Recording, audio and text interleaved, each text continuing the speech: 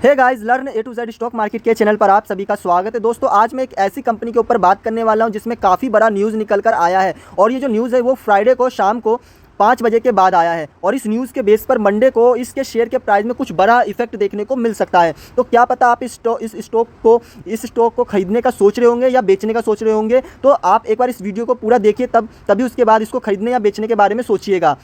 तो इस कंपनी का जो शेयर का प्राइस है वो लास्ट ट्रेडिंग डे के दिन 220.85 रुपये के आसपास चल रहा था। वहीं पे लास्ट ट्रेडिंग डे के दिन ये 1.19% तक का डाउनफॉल भी देखने को मिला है। वहीं पे 5 दिन के अंदर ये 1.36% गिरा हुआ है और 6 महीने में 7% के आसपास गिरा हुआ है। एक साल की बात करें तो ये अभी भी 33 से 34% डिस्काउंट लेवल पर चल रहा है, मतलब ये गिरा हुआ है। और तो और अगर मैं इसके टॉप से बॉटम की बात करूँ ना, तो ये टॉप से बॉटम करीब 50% के आसपास आपको गिरा हुआ देखने को मिलेगा, ये टॉप से बॉटम। लेकिन अभी इसने अपने आप को रिकवर किया है यहाँ से, लेकिन अब इसके बाद भी रिकवर करने के बाद भी ये 33 से 34% अभी भी गिरा हुआ है। मगर वहीं पे अगर मैं मैक्सिमम की बात करूँ तो ये अभी तक जो है 3952% तक का रिटर्न निकाल कर दे चुका है अभी तक।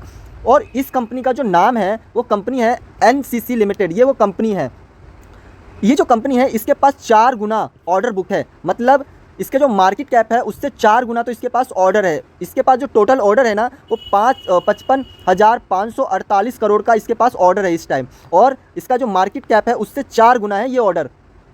वहीं पे जो कंपनी है कंस्ट्रक्शन सेक्टर के अंदर वर्क करती है, और अगर इसके सेगमेंट की बात करें, इस सेक्टर के अंदर जिस सेगमेंट में काम करती है तो वो है बिल्डिंग के अंदर, वाटर मैनेजमेंट ट्रीटमेंट के अंदर, ट्रांसपोर्टेशन के अंदर ये कंपनी काम कर रही है, और तो रेलवे के अंदर, इरिगेशन, माइनिंग, वहीं पे ये इलेक्ट्रिकल ट्रांसफॉर्मेशन एंड डिस्ट्रीब्यूशन के अंदर ये काम कर रही है। तो ये कंपनी इतने सारे सेगमेंट के अंदर ये काम करे। वहीं पे एक नए सेगमेंट की बात करें तो ये कंपनी एक नए सेगमेंट के अंदर भी काम करने जा रही है, जो है स्मार्ट मीटर के अंदर। ये स्मार्ट मीटर भी बनाने जा रही है और अब इस पर भी काम चालू कर चुकी है कंपनी। वहीं पे इस कंपनी के पास काफ़ी बड़े बड़े क्लाइंट्स हैं। ये जो कंपनी है, ये इस कंपनी के पास जो क्लाइंट्स है वो एयरपोर्ट अथॉरिटी ऑफ इंडिया हो गया, अडानी हो गया, और NBCC पावर ग्रिड हो गया, बैंगलोर मेट्रो रेल कॉरपोरेशन, उसके साथ साथ नागपुर मेट्रो रेल कॉरपोरेशन, और तो और पुणे मेट्रो रेल कॉरपोरेशन। तो इतने सारे इसके पास कस्टमर्स हैं और इतने बड़े बड़े कस्टमर्स हैं। आप अगर गौर किए होगे तो ये एयरपोर्ट हो गया या अगर मेट्रो रेल हो गया, तो इन सब में जो कंस्ट्रक्शन का काम होता है ना वो ये करती है कंपनी। और धीरे धीरे ये अभी जैसे 3 स्टेट में ये मेट्रो के अंदर अभी काम कर ही रही है, टाइप है मेट्रो से, ठीक है, मेट्रो कॉरपोरेशन से। तो धीरे धीरे ये और आगे बढ़ेगी कंपनी। अगर मैं इस कंपनी के पास जो रिजर्व है और बोरिंग की बात करूं तो कंपनी का जो रिजर्व देखेंगे, कंपनी ने लगातार अपने रिजर्व को बढ़ाते हुए गई है और आज के टाइम में कंपनी के पास 7,198 करोड़ का रिजर्व है। वहीं पे अगर मैं बोरिंग की बात करूं तो बोरिंग देखोगे, पहले इसके पास 3,914 करोड़ का बोरिंग हुआ करता था, लेकिन आज के टाइम में इसने कंपनी ने बोरिंग को काफ़ी हद तक कम कर 1,594 करोड़ का बोरिंग रह गया है। तो इस कंपनी ने अपने इस बोरिंग को कम किया है और अपने रिजर्व को काफ़ी हद तक बढ़ाया है, जो कि कंपनी के लिए एक प्लस पॉइंट ही होता है।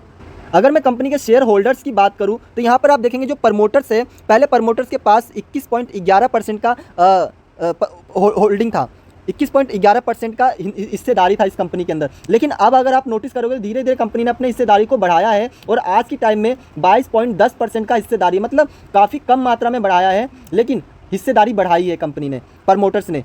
वहीं पे अगर FII की बात करेंगे तो पहले 9.77% का हिस्सेदारी हुआ करता था, लेकिन आज की डेट में 13.79% का हिस्सेदारी है। लेकिन अभी पिछले क्वार्टर में इसने हिस्सेदारी, अभी देखें कंपेयर करें तो हिस्सेदारी FII ने कम की है पिछले क्वार्टर से। वहीं पे अगर मैं DII की बात करूं तो DII ने भी आप देखेंगे कि पहले 11.30% का हिस्सेदारी हुआ करता था, लेकिन आज के टाइम में धीरे धीरे बढ़ाते बढ़ाते आज के टाइम में ये 15.60% हो गया हिस्सेदारी DII का। तो यहाँ पर आप अगर एक चीज़ नोटिस करेंगे कि प्रमोटर्स ने हिस्सेदारी बढ़ाया, DII ने हिस्सेदारी बढ़ाया, लेकिन जो पब्लिक है उसके पास जो है पहले 57.82% की हिस्सेदारी हुआ करती थी, लेकिन आज के टाइम में 48.49% की हिस्सेदारी ही रह गई है। तो पब्लिक की हिस्सेदारी लगातार गिरी है, जो कि अच्छी बात है कि पब्लिक जितनी कम हो उतनी अच्छी बात होती है कंपनी के लिए। तो पब्लिक की हिस्सेदारी गिरी है और प्रमोटर्स ने अपनी हिस्सेदारी थोड़ी थोड़ी करके बढ़ाई है, DII ने भी बढ़ाई है। तो ये अच्छी बात है कि इसमें जो प्रमोटर्स है DII वो अपना इंटरेस्ट दिखा रहे हैं।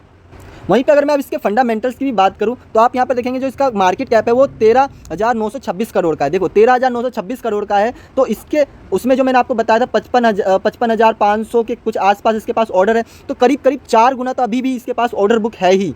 वहीं पे इसका जो करंट प्राइस चल रहा है वो 222 रुपये चल रहा है। हाई और लो की बात करें 52 वीक तो 364 रुपये का इसने हाई लगाया था और 170 रुपये का इसने लो लगा रखा है।